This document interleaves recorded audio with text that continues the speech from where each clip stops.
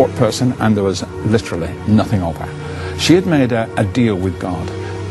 For 14 years she'd been chronic anorexic. She couldn't eat any solid food whatsoever. She could only drink liquids for 14 years. Her marriage was completely falling apart. Her husband didn't want to have anything more to do with her, and she went into her church and she made a deal with God and said, unless you do something, I'm going to commit suicide. And God heard her cry. And on the way out of the church, she saw the leaflet for the very first healing retreat that we did. And she telephoned me and asked if there is any possibility of any hope for her. And I encouraged her to come on that first retreat.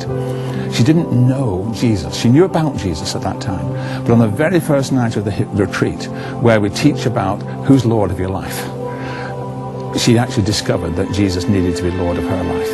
And so she was actually born again of the Spirit of God. On the second day, she was baptized in the Holy Spirit. She was absolutely filled with the Spirit of God. And then there was a power clash on the inside, because the Spirit of God was exposing the darkness within. And she then got delivered of a spirit that had been controlling her life all her life. And on the final day, she was completely healed.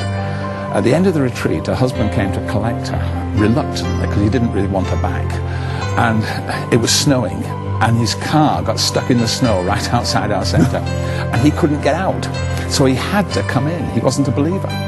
And they were there for 4 hours, and we had to feed them. And we fed them some fish and chips.